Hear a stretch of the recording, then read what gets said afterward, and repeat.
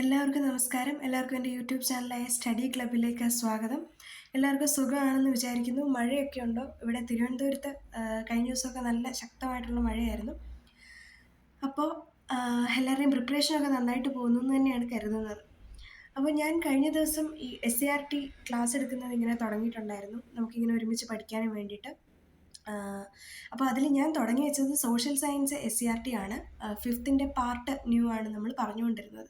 അതിൽ 3ാമത്തെ ചാപ്റ്റർ വരെ നമ്മൾ പറഞ്ഞിട്ടുണ്ടായിരുന്നു. ഇനി നമ്മൾ പറയാൻ പോകുന്നത് 4ാമത്തെ ചാപ്റ്റർ വരെയുള്ള 4ാമത്തെ ചാപ്റ്ററിലെ ഇമ്പോർട്ടൻ്റ് ആയിട്ടുള്ള ഫാക്ട്സും ഒക്കെയാണ് നമ്മൾ പറയാൻ പോകുന്നത്. അപ്പോൾ ഈ 4ാമത്തെ ചാപ്റ്റർ എന്ന് പറയുന്നത് വസ്ത്രത്തിൻ്റെ നാൾവഴികൾ എന്നാണ് ആ ഒരു ചാപ്റ്ററിൻ്റെ പേര്. ഈ ഒരു ചാപ്റ്ററിൽ എന്തെല്ലാമാണ് ഉള്ളതെന്ന് നമുക്ക് നോക്കാം. അപ്പോൾ ഇതിൽ വീണ്ടും സിന്ധു നദീതട സംസ്കാരത്തെക്കുറിച്ചുള്ള ഒരു ബോക്സ് ഉണ്ട്. കഴിഞ്ഞ വീഡിയോ കണ്ടിട്ടുള്ളവർക്കറിയാം, അതിൽ ഹാരപ്പൻ സംസ്കാരത്തിലെ ഗ്രേറ്റ് ഗ്രാനറിയെക്കുറിച്ച് പറഞ്ഞിട്ടുണ്ടായിരുന്നു. ധാന്യങ്ങൾ സൂക്ഷിക്കാനും വേണ്ടിയിട്ട് ഗ്രേറ്റ് ഗ്രാനറി ഉണ്ടായിരുന്നതിനെക്കുറിച്ച് പറഞ്ഞിട്ടുണ്ടായിരുന്നു. ഇവിടെ പറയുന്നത് എന്താണെന്ന് വെച്ച് കഴിഞ്ഞാൽ, ആ ഒരു കാലഘട്ടത്തിൽ തന്നെ നമുക്ക് പരുത്തിയും കമ്പിളി വസ്ത്രങ്ങളും നമ്മൾ നിർമ്മിച്ചിട്ടുണ്ടായിരുന്നു എന്നാണ്. മാത്രമല്ല പരുത്തി ഇവിടെ നിന്ന് നമ്മൾ മറ്റു പ്രദേശങ്ങളിലേക്ക്, മറ്റു ദേശങ്ങളിലേക്ക് കൊണ്ടുപോയിരുന്നതായിട്ടും കരുതുന്നുണ്ട്. അപ്പോൾ ചിലപ്പോൾ വേണമെങ്കിൽ സ്റ്റേറ്റ്മെൻറ്റിൽ ഇങ്ങനെ കാണാം, സിന്ധു നദീതട സംസ്കാരത്തിൽ പരുത്തിയും കമ്പിളി വസ്ത്രങ്ങളും നിർമ്മിച്ചിരുന്നു. അങ്ങനെ കണ്ടു കഴിഞ്ഞാൽ ആ സ്റ്റേറ്റ്മെൻറ്റ് ശരിയായിരിക്കും. അപ്പോൾ ശരിയാണ്. ഇനിയും ഇവിടെ ഇൻഡിഗോയെക്കുറിച്ച് പറയുന്നുണ്ട്. ഇൻഡിഗോ എന്ന് പറയുന്നത് നമുക്കറിയാം, ആദ്യ കാലഘട്ടത്തിൽ വസ്ത്രങ്ങൾക്ക് നിറം കൊടുക്കാൻ നീലം ചെടിയിൽ നിന്നുണ്ടാക്കിയ ചായമാണ് ഉപയോഗിച്ച് ഇരുന്നതെന്നുള്ളത് നമ്മൾ മോഡേൺ ഇന്ത്യയിലൊക്കെ കാണുന്നതാണ്. മോഡേൺ ഇന്ത്യൻ ഹിസ്റ്ററി ഒക്കെ പഠിക്കുന്ന സമയത്ത് ഈ നീലം കൃഷി, പ്രധാനമായിട്ടും ബ്രിട്ടീഷുകാരുടെ കടന്നുവരവിന് ശേഷം ഇന്ത്യയിൽ നീലം കൃഷി വ്യാപകമാവുകയും പിന്നീട് അതുമൂലം ഇന്ത്യയിലുള്ള കർഷകർക്ക് കൂടുതൽ ദുരിതം അനുഭവിക്കേണ്ടതായിട്ട് വരികയും ചെയ്യുകയും ഒക്കെ ചെയ്തതിനെക്കുറിച്ച്, അതിനെക്കുറിച്ച് ദീനബന്ധു മിത്രയുടെ നീലദർപ്പൺ എന്ന കൃതിയിലാണ് അതിനെക്കുറിച്ച് പറഞ്ഞിട്ടുള്ളത്. എന്താണ് ആ ഒരു നീലം കർഷകർ അനുഭവിക്കേണ്ടി വന്ന ചൂഷണത്തെക്കുറിച്ച് പറഞ്ഞിട്ടുണ്ട് നീലദർപ്പണിൽ. പിന്നീട് ഇവിടെ ബോക്സിലൊന്നുമല്ല, അല്ലാതെ പ്രത്യേകം പറഞ്ഞിട്ടുണ്ട് കണ്ണൂർ, പിന്നീട് തിരുവനന്തപുരം ജില്ലയിലെ ബാലരാമപുരം, തൃശ്ശൂർ ജില്ലയിലെ കൂത്താമ്പുള്ളി എന്നിവ പ്രധാന കൈത്തറി കേന്ദ്രങ്ങളാണെന്ന് പറഞ്ഞിട്ടുണ്ട്. ഇവിടെ നമുക്കറിയാം, ഈ ബാലരാമപുരം തന്നെയാണ് നെയ്ത്ത് പട്ടണം എന്ന് അറിയപ്പെടുന്നത്. ദിവാൻ ഉമ്മിണിത്തമ്പിയാണ് ബാലരാമപുരം പണി കഴിപ്പിക്കുന്നത്. പിന്നീട് കണ്ണൂർ എന്ന് പറയുന്നത് തിറകളുടെയും തറികളുടെയും നാടെന്നറിയപ്പെടുന്നു. കേരളത്തിൻ്റെ മാഞ്ചസ്റ്റർ എന്നറിയപ്പെടുന്നത് കണ്ണൂരാണ്. പക്ഷേ ബാലരാമപുരമാണ് തെക്കൻ കേരളത്തിൻ്റെ മാഞ്ചസ്റ്റർ എന്ന് അറിയപ്പെടുന്നത്. അപ്പോൾ അത്രയും കാര്യങ്ങളും കൂടി ഒന്ന് ഓർത്തിരിക്കുക. നമ്മളിങ്ങനെ പഠിക്കുന്ന സമയത്ത് നമ്മൾ ഓൾറെഡി പഠിച്ച കാര്യങ്ങളെ കണക്റ്റ് ചെയ്യുന്നത് നമുക്ക് കുറച്ചും കൂടെ നല്ലതായിരിക്കുമല്ലോ, ഒരു റിവിഷൻ പോലെ. പിന്നീട് ഒരു ഇമ്പോർട്ടൻ്റ് ആയിട്ടുള്ള, ഈ ചാപ്റ്ററിലെ ഒരു ഇമ്പോർട്ടൻ്റ് ആയിട്ടുള്ള ഭാഗമാണിത്. സ്പിന്നിങ് ജെന്നിയെക്കുറിച്ചും പവർ ലൂമിനെക്കുറിച്ചും പറയുന്നത്. സ്പിന്നിങ് ജെന്നി കണ്ടുപിടിച്ചത് ജെയിംസ് ഹർഗ്രീവ്സ് ആണ്. യന്ത്രത്തറി കണ്ടുപിടിച്ചത് എഡ്മണ്ട് കാർട്ട്റൈറ്റ് ആണ്. കാർട്ട്റൈറ്റും യന്ത്രത്തറിയും ആ ഒരു പേര് തമ്മിലൊരു കണക്ഷൻ തോന്നുന്നുണ്ടല്ലോ. യന്ത്രത്തറി കണ്ടുപിടിച്ചത് എഡ്മണ്ട് കാർട്ട്റൈറ്റും സ്പിന്നിങ് ജെന്നി കണ്ടുപിടിച്ചത് ജെയിംസ് ഹർഗ്രീവ്സുമാണ് എന്ന് ഓർത്തിരിക്കുക. അപ്പോൾ അതിൽ സ്പിന്നിങ് ജെന്നിയെക്കുറിച്ച് പറയുമ്പോൾ, സ്പിന്നിങ് ജെന്നിയുടെ കണ്ടുപിടുത്തത്തോടു കൂടിയാണ് നൂലുൽപാദനം കൂടുതൽ വേഗത്തിൽ ആവുകയാണ് ചെയ്തിട്ടുണ്ടായിരുന്നത്. കൈകൊണ്ട് നൂൽ നൂൽക്കുന്നതിന് പകരം അതിന് പകരമായിട്ട് കണ്ടുപിടിച്ചൊരു യന്ത്രമായിരുന്നു സ്പിന്നിങ് ജെന്നി എന്ന് പറയുന്നത്. പിന്നെ യന്ത്രത്തറി എന്ന് പറയുന്നത് നമ്മുടെ ഇപ്പോൾ കാണുന്ന തയ്യൽ മെഷീൻ്റെ ഒരു ആദ്യകാല രൂപമാണ് യന്ത്രത്തറി എന്ന് പറയുന്നത്. വൈദ്യുതിയുടെ മറ്റ് ഊർജ്ജ സ്രോതസ്സിൻ്റെ സഹായത്താലാണ് യന്ത്രത്തറി പ്രവർത്തിക്കുന്നത്. കൈത്തറിയേക്കാൾ കൂടുതൽ വേഗത്തിലാണ് ഇത് കൂടുതൽ വേഗത്തിൽ തുണി ഉൽപ്പാദിപ്പിക്കാൻ യന്ത്രത്തറിക്ക് കഴിയും. പിന്നീട് ഇവിടെ യൂറോപ്യരെക്കുറിച്ച് പറഞ്ഞിട്ടുണ്ട്. ഈ ഒരു ബോക്സിൽ പറയുന്നുണ്ട്, ഭൂമിയിലെ 7 വൻകരകളിലൊന്നാണ് യൂറോപ്പ് എന്ന്. ഇവിടെ ഓർത്തിരിക്കേണ്ട ഒരു കാര്യം എന്താണെന്ന് വെച്ച് കഴിഞ്ഞാൽ, അല്ലെങ്കിൽ ശ്രദ്ധിക്കേണ്ട ഒരു കാര്യം എന്താണെന്ന് വെച്ച് കഴിഞ്ഞാൽ, യൂറോപ്പിൽ നിന്നും കച്ചവടത്തിനായി ഇന്ത്യയിൽ എത്തിയവരാണ് പോർച്ചുഗീസുകാർ, ഡച്ചുകാർ, ഇംഗ്ലീഷുകാർ, ഫ്രഞ്ചുകാർ. ഈ ഒരു ഓർഡറും കൂടി ഒന്ന് ഓർത്തിരിക്കുന്നത് നല്ലതായിരിക്കും. കാരണം നമ്മൾ കേരള ഹിസ്റ്ററിയിൽ അറൈവൽ ഓഫ് യൂറോപ്യൻസ് പഠിക്കുന്ന സമയത്ത് ആദ്യം വന്നത്, അവസാനം വന്നത്, പിന്നീട് ആദ്യം വന്നിട്ടും അവസാനം പോയത് പോർച്ചുഗീസുകാരാണ്. ഇങ്ങനെയുള്ള കുറേ കാര്യങ്ങൾ നമ്മൾ പഠിക്കുന്നുണ്ട്. അപ്പോൾ അതുകൊണ്ട് ആ ഒരു ബോക്സ് ഒരു റിവിഷൻ പോലെ ഓർത്തിരിക്കുക. പിന്നീട് നമ്മൾ ഇങ്ങോട്ടേക്ക് വരുമ്പോൾ പോളിസ്റ്റർ, നൈലോൺ തുടങ്ങിയ കൃത്രിമ നാരുകളുടെ ഉപയോഗം കൂടുതൽ ഈട് നിൽക്കുന്നതും ചിലവ് കുറഞ്ഞതുമായ വസ്ത്രങ്ങളുടെ നിർമ്മാണത്തിന് സഹായിച്ചിട്ടുണ്ട് എന്ന് പറയുന്നുണ്ട്. പോളിസ്റ്ററും നൈലോൺ തുടങ്ങിയവ കൃത്രിമ നാരുകളാണെന്ന് കൂടി ഓർത്തിരിക്കുക. അറിയാം എങ്കിലും ഓർത്തിരിക്കുക. ഇനിയും ഇവിടെ 2 ബോക്സ് ഉണ്ട്. ഇതിൽ ഈ ഒരു ബോക്സ് പ്രത്യേകം ഒന്ന് ഓർത്തിരിക്കണം. കൃത്രിമ നാരുകളെക്കുറിച്ച് പറയുന്നതാണ്. പെട്രോളിയം പോലുള്ള രാസവസ്തുക്കളിൽ നിന്നാണ് കൃത്രിമ നാരുകൾ ഉൽപ്പാദിപ്പിക്കുന്നത്. 1. 2. പ്രകൃതിദത്ത നാരുകളേക്കാൾ കൃത്രിമ നാരുകൾ ഉപയോഗിച്ചുള്ള തുണിത്തരങ്ങൾ ഉൽപ്പാദിപ്പിക്കുന്നതിന് പൊതുവെ ചെലവ് കുറവാണ്. 2. പിന്നെ പെട്ടെന്ന് ചുളിവുണ്ടാവില്ല എന്ന മേന്മയും ഇതിനുണ്ട്. അത് ഓർത്തിരുന്നില്ലെങ്കിലും കുഴപ്പമില്ല. ആദ്യത്തെ 2 പോയിന്റ് ഒന്ന് ഓർത്തിരിക്കണം. പെട്രോളിയത്തിൽ നിന്ന് പോലുള്ള രാസവസ്തുക്കളിൽ നിന്ന് കൃത്രിമ നാരുകൾ ഉൽപ്പാദിപ്പിക്കുന്നുണ്ടെന്നുള്ളതും പ്രകൃതിദത്ത നാരുകളേക്കാൾ കൃത്രിമ നാര് ഉപയോഗിച്ചുള്ള തുണിത്തരങ്ങൾ ഉൽപ്പാദിപ്പിക്കുമ്പോൾ ചെലവ് കുറവാണെന്നുള്ളതും. ഇനി ഇവിടെ പ്രകൃതിദത്ത നാരുകൾക്ക് 2 തരത്തിൽ തിരിച്ചിട്ടുണ്ട്: ജന്തുക്കളിൽ നിന്നും സസ്യങ്ങളിൽ നിന്നുമെന്ന്. ജന്തുക്കളിൽ നിന്നുള്ളതിൻ്റെ ഉദാഹരണമായിട്ട് കൊടുത്തിട്ടുള്ളതാണ് ചെമ്മരിയാടിൽ നിന്നുള്ള കമ്പിളിയും പട്ടുനൂൽ പുഴുവിൽ നിന്ന് പട്ടിൻ്റെ നാരും നിർമ്മിക്കുന്നത്. സസ്യങ്ങളിൽ നിന്ന് പറയുന്നതെന്ന് വെച്ച് കഴിഞ്ഞാൽ പരുത്തിയും ചണം ചെടികളിൽ നിന്ന് ചണനാരും പരുത്തി നാരും നിർമ്മിക്കുന്നതിനെക്കുറിച്ച്. പിന്നെ നമ്മൾ താഴേക്ക് വരുമ്പോൾ ഇവിടെ ഒരു വിളംബരം കാണാം. അത് ശ്രീ ഉത്രം തിരുനാൾ മഹാരാജാവിൻ്റെ ആണ്. അത് എന്തുമായിട്ട് ബന്ധപ്പെട്ടതാണെന്ന് വെച്ച് കഴിഞ്ഞാൽ നമ്മുടെ മേൽമുണ്ട് സമരം അല്ലെങ്കിൽ ചാന്നാർ ലഹളയുമായിട്ട് ബന്ധപ്പെട്ടുകൊണ്ടാണ്. 1859 ചാന്നാർ ലഹള നടക്കുന്നതെന്ന് നമുക്കറിയാം. അന്നത്തെ തിരുവിതാംകൂർ രാജാവായിട്ടുള്ള ഉത്രം തിരുനാൾ മാർത്താണ്ഡവർമ്മയാണ് ഈ ഒരു മേൽവസ്ത്രം ധരിക്കാനുള്ള അവകാശം അനുവദിച്ചുകൊണ്ടുള്ള വിളംബരം നടക്കുന്നത്. വിപ്ലവം നടക്കുന്നു. അതേ വർഷം തന്നെ മേൽവസ്ത്രം ധരിക്കാനുള്ള അവകാശം അനുവദിച്ചുകൊണ്ടുള്ള വിളംബരം പുറപ്പെടുവിച്ചത് ഉത്രം തിരുനാൾ മാർത്താണ്ഡവർമ്മയാണെന്നുള്ളത് ഓർത്തിരിക്കുക. ഇനി തിരുവിതാംകൂറിനെ കുറിച്ച് പറയുന്നുണ്ട്. തിരുവിതാംകൂർ എന്ന് പറയുന്നത് നമുക്കറിയാം തെക്കൻ കേരളത്തിലെ ഭൂരിഭാഗം പ്രദേശങ്ങളും മധ്യ കേരളത്തിൻ്റെ കുറച്ച് പാർട്ടും ചേർന്നതാണ്. പിന്നീട് ഇന്നത്തെ തമിഴ്നാടിൻ്റെ കന്യാകുമാരി ജില്ലയും ഉൾപ്പെട്ട നാട്ടുരാജ്യമായിരുന്നു തിരുവിതാംകൂർ എന്ന് പറയുന്നത്. ഇനി ഏത് രാജാവിൻ്റെ കാലത്താണ് അല്ലെങ്കിൽ ഏത് ഭരണാധികാരിയുടെ കാലത്താണ് തിരുവിതാംകൂർ ഏറ്റവും കൂടുതൽ വിസ്തൃതി പ്രാപിച്ചതെന്ന് വെച്ച് കഴിഞ്ഞാൽ നമ്മുടെ മാർത്താണ്ഡവർമ്മയുടെ കാലത്താണ്.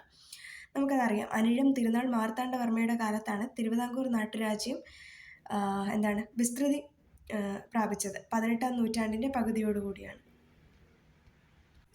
പക്ഷേ തിരുവിതാംകൂർ അല്ലെങ്കിൽ തിരുവിതാംകൂർ പൂർണ്ണമായിട്ടും ബ്രിട്ടീഷ് അധീനതയിലാകുന്നത് അതൊരു PYQം കൂടെ ആയിരുന്നല്ലോ, PSCയുടെ. അത് അവിട്ടം തിരുനാൾ ബാലരാമവർമ്മയുടെ സമയത്താണെന്ന് കൂടി ഓർത്തിരിക്കുക. ഇനിയും ഇവിടെ മേൽമുണ്ട് സമരത്തെക്കുറിച്ച് പറയുന്നുണ്ട്. അതായത് തെക്കൻ തിരുവിതാംകൂറിൽ സ്ത്രീകൾക്ക് മാറുമറയ്ക്കുന്നതിന് വേണ്ടി നടത്തിയ സമരമാണ് മേൽമുണ്ട് സമരം എന്നുള്ളത്. ആദ്യ കാലഘട്ടത്തിൽ ഉയർന്ന ജാതിയിലുള്ള സ്ത്രീകൾക്ക് മാത്രമേ അത്തരം അവകാശങ്ങൾ ഉണ്ടായിരുന്നുള്ളൂ എന്നുള്ളത്. ഇത് മാത്രമല്ല, ഒരുപാട് സമരങ്ങൾ നടന്നിട്ടുണ്ടല്ലോ. അച്ചിപ്പുടവ സമരമാണെന്നുണ്ടെങ്കിലും മുക്കുത്തി സമരമാണെന്നുണ്ടെങ്കിലും പിന്നീട് കല്ലുമാല സമരം, ഇങ്ങനെയുള്ള കുറേ സമരങ്ങൾ നടന്നിട്ടുണ്ടെന്നുള്ളത് നമ്മൾ കേരള ചരിത്രം പഠിക്കുമ്പോൾ അറിഞ്ഞിട്ടുള്ളതാണ്. ഓക്കെ. ഇനിയും ഇവിടെ വസ്ത്രം ഒരു സമരായുധം എന്ന് പറഞ്ഞിട്ടൊരു ഹെഡിങ് കൊടുത്തിട്ടുണ്ട്. അതിൽ ഖാദിയെക്കുറിച്ചും ചർക്കയെക്കുറിച്ചുമാണ് പറയുന്നത്. അത് വിദേശ വസ്ത്ര ബഹിഷ്കരണം അല്ലെങ്കിൽ നമ്മുടെ ബഹിഷ്കരണം സ്വദേശി പ്രസ്ഥാനത്തിൻ്റെ ഒരു ഭാഗമായിരുന്നു എന്ന് തന്നെ പറയാം. ഖാദിയും ചർക്കയും ആ സമയത്ത് ഗാന്ധിജി പ്രചരിപ്പിച്ചിട്ടുണ്ടായിരുന്നു. കാരണം നമ്മൾ വിദേശ വസ്ത്രങ്ങളൊക്കെ ആ സമയത്ത് ബഹിഷ്കരിക്കുകയും കൂട്ടിയിട്ട് കത്തിക്കുകയും ഒക്കെ ചെയ്യുന്നുണ്ടായിരുന്നു. അപ്പോൾ ഈ ഒരു സമയത്ത് ചർക്കയിൽ നൂറ്റുണ്ടാക്കുന്ന ഖാദി വസ്ത്രങ്ങളെയാണ് ഗാന്ധിജി പ്രോത്സാഹിപ്പിച്ചിട്ടുണ്ടായിരുന്നത്. അദ്ദേഹം ജനങ്ങളോട് ഖാദി വസ്ത്രങ്ങൾ ധരിക്കുവാൻ ആഹ്വാനം ചെയ്തിട്ടുമുണ്ടായിരുന്നു. അപ്പം സ്വദേശി വസ്ത്രങ്ങൾ ഉപയോഗിച്ചുകൊണ്ട് വിദേശ വസ്ത്രങ്ങൾ ബഹിഷ്കരിക്കാനാണ് ഗാന്ധിജി ആവശ്യപ്പെട്ടത്. ആ ഒരു കാര്യം കൂടി ഒന്ന് അവിടെ ഓർത്തിരിക്കണം. ഇതിൽ പിന്നീട് സ്വദേശി പ്രസ്ഥാനത്തെക്കുറിച്ചും ഖാദി പ്രസ്ഥാനത്തെക്കുറിച്ചും സെപ്പറേറ്റ് ഒരു ബോക്സ് ഉണ്ട്. അതിൽ 1905 ആഗസ്റ്റ് 7 സ്വദേശി പ്രസ്ഥാനം ആരംഭിച്ചത്. ഇന്ത്യൻ സ്വാതന്ത്ര്യ സമരത്തിൻ്റെ ഭാഗമായിട്ട് 1905 പാർട്ടീഷൻ ഓഫ് ബംഗാൾ നടക്കുന്നതും അതിൻ്റെ ഭാഗമായിട്ടാണ് നമ്മൾ ഈ സ്വദേശി ബഹിഷ്കരണ പ്രസ്ഥാനമൊക്കെ തലപൊക്കി വരികയും ചെയ്യുന്നത്. അപ്പോൾ അതിൻ്റെ ഭാഗമായിട്ട് നമ്മൾ ബ്രിട്ടീഷ് നിർമ്മിത വസ്തുക്കളൊക്കെ തന്നെ ഉപേക്ഷിക്കുകയും അവരുടെ കോളേജുകളും ഒക്കെ തന്നെ ഓഫീസ് അങ്ങനെയുള്ള കാര്യങ്ങളെല്ലാം തന്നെ ബഹിഷ്കരിക്കുകയും ഒക്കെ തന്നെ ചെയ്തിട്ടുണ്ടായിരുന്നു. അപ്പം ഈ സ്വദേശി പ്രസ്ഥാനം ആരംഭിച്ച ആഗസ്റ്റ് 7 അതാണ് ദേശീയ കൈത്തറി ദിനമായിട്ട് നമ്മൾ 2015 മുതൽ ഇന്ത്യയിൽ ആചരിച്ചു വരുന്നത്. അപ്പോൾ 1905 ഓഗസ്റ്റ് 7 സ്വദേശി പ്രസ്ഥാനം ആരംഭിച്ചത്. ഇതേ ഓഗസ്റ്റ് 7 ദേശീയ കൈത്തറി ദിനമായിട്ട് 2015 മുതൽ ഇന്ത്യയിൽ ആചരിച്ചു വരുന്നതെന്നും കൂടി ഓർത്തിരിക്കുക. നമ്മൾ ഇതിനു മുൻപേ പറഞ്ഞിട്ടുണ്ടായിരുന്നു, നെയ്ത്ത് പട്ടണം എന്നറിയപ്പെടുന്നത് ഏതായിരുന്നു? ബാലരാമപുരമാണ്. അത് ദിവാൻ ഉമ്മിണിത്തമ്പി പണി കഴിപ്പിച്ചതാണ്. കേരളത്തിൻ്റെ മാഞ്ചസ്റ്റർ ഏതായിരുന്നു? അത് കണ്ണൂരായിരുന്നു. തെക്കൻ കേരളത്തിൻ്റെ മാഞ്ചസ്റ്ററാണ് ബാലരാമപുരം എന്ന് പറയുന്നത്. തിറകളുടെയും തറികളുടെയും നാടെന്നറിയപ്പെടുന്നത് ഏതായിരുന്നു? കണ്ണൂരായിരുന്നു. ഓക്കെ. ഇനി ഖാദി പ്രസ്ഥാനത്തെക്കുറിച്ച് പറയുന്നുണ്ട്. ഖാദി പ്രസ്ഥാനം 1918 ആരംഭിച്ചത്. അപ്പോൾ അതിനെക്കുറിച്ച് ഓൾറെഡി മുമ്പേ നമ്മൾ ആ ഒരു പാരഗ്രാഫ് പറഞ്ഞപ്പോൾ പറഞ്ഞിട്ടുണ്ടായിരുന്നു. ഇനി ശേഷം നമ്മൾ താഴേക്ക് പോകുമ്പോൾ ഈ ഒരു ചാപ്റ്ററാണ് അടുത്തതായിട്ട് വരുന്നത്, 5-ാമത്തെ വരയ്ക്കാം വായിക്കാം എന്ന് പറഞ്ഞിട്ട്.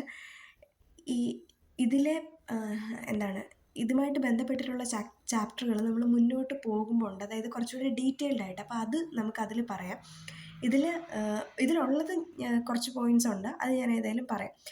വടക്ക് നോക്കി യന്ത്രത്തെക്കുറിച്ച് പറയുന്നുണ്ട്. അതായത് ദിശ അറിയുന്നതിന് ഉപയോഗിക്കുന്ന ഉപകരണമാണ് വടക്ക് നോക്കി യന്ത്രം.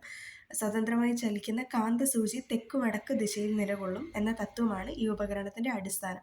ഒന്ന് ഓർത്ത് വെച്ചേക്കാൻ. നമുക്ക് പലപ്പോഴും അറിയുന്ന കാര്യങ്ങളാണെങ്കിൽ പോലും നമുക്കൊരു റിവിഷൻ ഇല്ലെങ്കിലോ അല്ലെങ്കിൽ ആ ഒരു സമയത്തോ തെറ്റിപ്പോകാറില്ല. അതുകൊണ്ടാണ് ചെറുതെന്ന് തോന്നുന്ന കാര്യങ്ങളാണെങ്കിൽ പോലും നമ്മൾ എടുത്തെടുത്ത് പറയുന്നത്. പിന്നീട് താഴേക്ക് വരുമ്പോൾ ഇവിടെ കാർട്ടോഗ്രഫിയെക്കുറിച്ച് പറയുന്നുണ്ട്. ഭൂപടങ്ങൾ തയ്യാറാക്കുന്ന ശാസ്ത്രശാഖയാണ് ഭൂപടശാസ്ത്രം അഥവാ കാർട്ടോഗ്രഫി എന്ന് പറയുന്നത്. ഭൂപടങ്ങൾ തയ്യാറാക്കുന്ന ആളെയാണ് കാർട്ടോഗ്രാഫർ എന്ന് അറിയപ്പെടുന്നത്.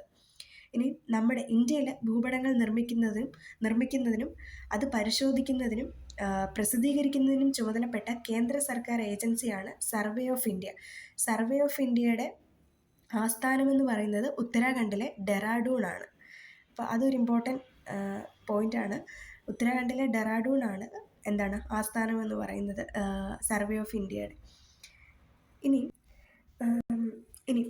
ഈ നമ്മളിവിടെ കാർട്ടോഗ്രഫിയെക്കുറിച്ച് പറഞ്ഞു. ഫസ്റ്റ് കാർട്ടോഗ്രാഫർ എന്നറിയപ്പെടുന്നത് അനാക്സിമാൻഡർ ആണെന്ന് കൂടി ഒന്ന് ഓർത്തിരിക്കുക. ഇനിയും ഇവിടെ കുട്ടികളുടെ ഒരു ടാസ്ക് ഉണ്ട്. ഇതിൽ പറയുന്ന കാര്യങ്ങളൊക്കെ നമുക്കറിയുന്നതാണ്. പിന്നെ ഭാരതപ്പുഴ ഒഴുകുന്ന ദിശ പറഞ്ഞിട്ടുണ്ട്. കിഴക്ക് നിന്ന് പടിഞ്ഞാറേക്കാണെന്നുള്ളത്, ഈസ്റ്റ് ടു വെസ്റ്റ് ഫ്ലോയിങ് ആണ് എന്നുള്ളതൊന്ന് ഓർത്തിരിക്കുക. പിന്നെ ഇതിൽ കുറച്ച് കാര്യങ്ങളുണ്ട് കേട്ടോ, ഇമ്പോർട്ടൻ്റ് ആയിട്ടുള്ളത്. അത് നമുക്ക് മുന്നോട്ട് ജോഗ്രഫിയുടെ കുറച്ച് കാര്യങ്ങൾ പറയുമ്പോൾ നമുക്കത് പറയാനുണ്ട്, അതുകൊണ്ടാണ് അതിവിടെ എടുക്കാത്തത് കേട്ടോ. ഇനി താഴേക്ക് വരുമ്പോൾ ഉത്തർപ്രദേശിനെ കുറിച്ച് ഒരു കാര്യം പറയുന്നുണ്ട്. അതായത് എങ്ങാനും ഈ ഹിന്റ് തന്നിട്ട് ഡിസ്ട്രിക്റ്റ് ഏതാണെന്ന് കണ്ടുപിടിക്കുക എന്നെങ്ങാനും പറഞ്ഞു കഴിഞ്ഞാൽ, അങ്ങനെങ്ങാനും ഒരു ചോദ്യം വന്നു കഴിഞ്ഞാൽ നമുക്കിത് ഉപകാരപ്രദമായിരിക്കും. അതായത് പറയുന്നത് ഇങ്ങനെയാണ്: എൻ്റെ സ്ഥാനം ഇന്ത്യയുടെ വടക്ക് ഭാഗത്താണ്. ഉത്തർപ്രദേശിനെ കുറിച്ചാണ് കേട്ടോ പറയുന്നത്. അതിൻ്റെ അതിർത്തിയിൽ ഒരു രാജ്യമുണ്ട്, അതാണ് നേപ്പാൾ. കൂടാതെ ഇന്ത്യയിലെ 8 സംസ്ഥാനങ്ങളുടെ അതിർത്തി കൂടി ഞാൻ പങ്കിടുന്നുണ്ട്. അപ്പോൾ ഉത്തർപ്രദേശിൻ്റെ അതിർത്തിയിൽ രാജ്യമുണ്ട്, നേപ്പാളുണ്ട്. ഇന്ത്യയിലെ 8 സംസ്ഥാനങ്ങളുടെ അതിർത്തി കൂടി പങ്കിടുന്നുണ്ട്. പിന്നീട് കൂടുതൽ കരിമ്പ് ഉൽപ്പാദിപ്പിക്കുന്നതിനാൽ ഇന്ത്യയുടെ പഞ്ചസാര കിണ്ണമെന്നറിയപ്പെടുന്നത് ഉത്തർപ്രദേശാണ്. പിന്നീട് എൻ്റെ നാട്ടിലെ നൃത്തകലയാണ് കഥക്. അപ്പോൾ കഥക് ഉത്തർപ്രദേശിലെയാണ്. പിന്നെ പ്രധാനപ്പെട്ട നഗരങ്ങൾ കാൺപൂർ, ലക്നൗ, വാരണാസി, ആഗ്ര, അലഹബാദ് തുടങ്ങിയവ. പിന്നെ അശോക സ്തംഭത്തിലൂടെ ശ്രദ്ധേയമായ സാരാനാഥ് എൻ്റെ പ്രശസ്തി ലോകമെങ്ങും പരത്തുന്നു. അപ്പോൾ ഈ ഒരു ചെറിയ ഒരു കുറിപ്പിനകത്തൂടെ കുറേ ഫാക്ട്സ് ഉണ്ട്. ഒന്ന്, അതിർത്തിയിലൊരു രാജ്യമുണ്ട്, നേപ്പാളാണെന്ന് പറയുന്നു. ഇന്ത്യയിലെ 8 സംസ്ഥാനങ്ങളുടെ അതിർത്തി കൂടി ഞാൻ പങ്കിടുന്നുണ്ട്. കരിമ്പ് കൂടുതൽ ഉൽപ്പാദിപ്പിക്കുന്നതിനാൽ ഇന്ത്യയുടെ പഞ്ചസാര കിണ്ണം എന്നറിയപ്പെടുന്നുണ്ട്. പിന്നീട് ഉത്തർപ്രദേശിലെ നൃത്തകലയാണ് കഥക് എന്ന് പറയുന്നത്. പിന്നീട് അശോകസ്തംഭത്തിലെ ശ്രദ്ധേയമായ സാരാനാഥ്. അപ്പം ഇത്രയും കാര്യങ്ങൾ ഒന്ന് ഓർത്തിരിക്കുക. ഓൾറെഡി അറിയുന്നതാണെങ്കിലും ഒരു റിവിഷൻ പോലെ ഒന്ന് ഓർത്തിരിക്കുക. ഇനി വീണ്ടും അഗെയിൻ നമ്മുടെ വാസ്കോഡഗാമ പോർച്ചുഗലിലെ ലിസ്ബൺ തുറമുഖത്ത് നിന്ന് 4 പായ്ക്കപ്പലുകളിലായി. ഇവിടെ ഒരു സംശയം വരും, 4 കപ്പലിലായിരുന്നു 3 കപ്പലിലായിരുന്നു ഗാമ സഞ്ചരിച്ചതെന്നുള്ളത്. സെൻറ്റ് റാഫേൽ, എന്തായിരുന്നു സെൻറ്റ് ഗബ്രിയേൽ, അതുപോലെ അല്ലെങ്കിൽ സാവോ ഗബ്രിയേൽ, പിന്നെ സെൻറ്റ് ബാരിയോ. ഇത് 3ആണ് നമ്മൾ മെയിനായിട്ട് പറയുന്നത്. ഇത് കൂടാതെ ഒരു സപ്ലൈ ഷിപ്പും കൂടെ ഉണ്ടായിരുന്നു. അപ്പോൾ അത് ചേർത്തിട്ടാണ് 4 ഷിപ്പെന്ന് നമ്മൾ പറയുന്നത്. മെയിനായിട്ട് ഈ 3 കപ്പലുകളാണ് എപ്പോഴും പറഞ്ഞു കേട്ടിട്ടുള്ളത് കൊണ്ട് ഇവിടെ 4 കപ്പലുകൾ എന്ന് പറയുമ്പോൾ ഒരു സംശയം വരാം. അതുകൊണ്ടാണ് ഞാനത് എടുത്തു പറഞ്ഞത്. അപ്പോൾ ഇതിൽ നമുക്കറിയാം സാവോ ഗബ്രിയേൽ അല്ലെങ്കിൽ സെൻറ്റ് ഗബ്രിയേലിലായിരുന്നു വാസ്കോഡഗാമ ഉണ്ടായിരുന്നത്. സെൻറ്റ് റാഫേലിലായിരുന്നു അദ്ദേഹത്തിൻ്റെ സഹോദരനായിട്ടുണ്ടായിരുന്ന പൗലോ ദ കമാൻഡറായിട്ടുണ്ടായിരുന്നത്. സെൻറ്റ് ബാരിയോയിൽ നിക്കോളോ കൊവിൽഹോ എന്ന് പറഞ്ഞിട്ടുള്ള ആളായിരുന്നു കമാൻഡറായിട്ടുണ്ടായിരുന്നത്. പിന്നെ 4ാമത്തെ സപ്ലൈ ഷിപ്പിൽ ഗൊൺഹാലോ ന്യൂസ് എന്ന് പറയുന്ന ഒരാളായിരുന്നു കമാൻഡറായിട്ട് ഉണ്ടായിരുന്നത്. ഓക്കെ, അപ്പോൾ ഇതിൽ പോർച്ചുഗലിലെ ലിസ്ബൺ തുറമുഖത്ത് നിന്ന് 4 പായ്ക്കപ്പലുകളിലായിട്ട് 170 പേരടങ്ങുന്ന നാവിക സംഘത്തെ നയിച്ചുകൊണ്ടാണ് ഗാമ ഇന്ത്യയിലേക്ക് യാത്ര തിരിക്കുന്നത്. അപ്പോൾ കാറ്റിൻ്റെ സഹായത്തോടെ അദ്ദേഹം ആഫ്രിക്കയുടെ തെക്കേ അറ്റത്തെത്തി, അതായത് കേപ്പ് ഓഫ് ഗുഡ് ഹോപ്പിലെത്തുന്നു. തുടർന്ന് പിന്നീട് അദ്ദേഹം ആഫ്രിക്കയുടെ കിഴക്കേ തീരം വഴി വടക്കോട്ട് സഞ്ചരിച്ച് മലിന്തി പോർട്ടിലെത്തുന്നു. ഇവിടെ ഞാൻ വട്ടം വരച്ചിട്ടുണ്ട്. മലിന്തി പോർട്ടിലെത്തുന്നു.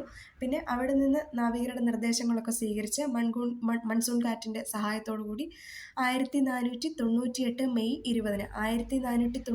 മെയ് 20-ന് ഇന്ത്യയുടെ പടിഞ്ഞാറേ തീരത്ത് കോഴിക്കോടിനടുത്തുള്ള കാപ്പാട് തീരത്ത് എത്തിച്ചേർന്നു. കുറച്ചുകൂടി സ്പെസിഫിക് ആയിട്ട് പറയുമ്പം എവിടെയായിരുന്നു? ചേമഞ്ചേരി പഞ്ചായത്തിലെ പന്തലായനി കടപ്പുറത്താണ് അദ്ദേഹം എത്തിയത്. യാത്ര തിരിച്ച് എത്രാമത്തെ ദിവസമാണ്? 317ാമത്തെ ദിവസമാണ് അദ്ദേഹം ഇവിടെ എത്തുന്നതെന്നും കൂടി ഒന്ന് ഓർത്തിരിക്കുക. ഓൾറെഡി അറിയുമായിരിക്കും, എങ്കിലും ഓർത്തിരിക്കുക. ഇനി ഇവിടെ അതിൻ്റെ കറക്റ്റ് റൂട്ട് മാപ്പൊക്കെ കൊടുത്തിട്ടുണ്ട്. ലിസ്ബണിൽ നിന്ന് യാത്ര തിരിക്കുന്നു, ആഫ്രിക്കയുടെ സതേൺ ടിപ്പിൽ കേപ്പ് ഓഫ് ഗുഡ് ഹോപ്പിലെത്തുന്നു, പിന്നെ മലിന്തി പോർട്ട്, അത് കഴിഞ്ഞ് നമ്മുടെ കൊച്ചു കേരളത്തിലേക്ക് എത്തുന്നു. മാപ്പടക്കം കൊടുത്തിട്ടുണ്ട്. ഇനി ഇവിടെ ഈ ചാപ്റ്ററിൽ കുട്ടികൾക്ക് ചെയ്യാനും വേണ്ടിയിട്ടുള്ള ഒരു ആക്ടിവിറ്റി കൊടുത്തിട്ടുണ്ട്. നമുക്കും കൂടി ഏതായാലും ഒന്ന് നോക്കിപ്പോകാം. നമുക്ക് ചിന്തിച്ച് ചെയ്യാൻ പറ്റുന്ന സാധനം തന്നെയാണ്, നമുക്കറിയുന്നതുമായിരിക്കും, പക്ഷേ തിരിഞ്ഞു പോകാതിരിക്കാനും വേണ്ടി നമുക്കൊന്ന് നോക്കാം. ഒന്ന്, അറ്റ്ലാന്റിക് സമുദ്രത്തിൻ്റെ പടിഞ്ഞാറ് ഭാഗത്ത് കാണുന്ന ഭൂഖണ്ഡങ്ങൾ ഏതൊക്കെയാണെന്ന്. അപ്പോൾ ഇവിടെ തന്നെ കൊടുത്തിട്ടുണ്ട്, ഇങ്ങനെ പിക്കുകൾ കൊടുത്തിട്ടുണ്ട്, അല്ലെങ്കിൽ മുകളിലും ഉണ്ട്. ആദ്യം ഇവിടെ ഏതാണ് അറ്റ്ലാന്റിക് സമുദ്രത്തിൻ്റെ പടിഞ്ഞാറ് ഭാഗത്ത് കാണുന്നതെന്ന് പറയുമ്പോൾ നോർത്ത് അമേരിക്കയും സൗത്ത് അമേരിക്കയുമാണ്. പിന്നെ കൊടുത്തിരിക്കുന്ന ഇന്ത്യൻ സമുദ്രത്തിന് കിഴക്ക് കാണുന്ന ഭൂഖണ്ഡം ഏതാണെന്നുള്ളത് ഇത് നോക്കുമ്പോൾ അറിയാം, ഓസ്ട്രേലിയയാണ്. പിന്നീട് ഏറ്റവും വിസ്തൃതി കൂടിയ ഭൂഖണ്ഡം ഏഷ്യയാണ്. പിന്നെ അറ്റ്ലാന്റിക് സമുദ്രത്തിനും ഇന്ത്യൻ സമുദ്രത്തിനും ഇടയിൽ കാണുന്ന ഭൂഖണ്ഡം ആഫ്രിക്കയാണ്. അപ്പം അടുത്ത ഒരു ചാപ്റ്ററും കൂടെ ഉണ്ട്, അത് അടുത്ത വീഡിയോയായിട്ട് പോസ്റ്റ് ചെയ്യാം. ലെങ്ത് കുറച്ച് കൂടിയിട്ടുണ്ട്. അപ്പോൾ കേട്ടിരുന്ന എല്ലാവർക്കും നന്ദി. ചാനൽ ഇഷ്ടമായാൽ സബ്സ്ക്രൈബ് ചെയ്യുന്ന കാര്യം പരിഗണിക്കണം. അതുപോലെ നിങ്ങളുടെ വിലയേറിയ അഭിപ്രായങ്ങൾ കമൻറ്റ് ബോക്സിൽ രേഖപ്പെടുത്താൻ മറക്കല്ലേ. അപ്പോൾ ബൈ.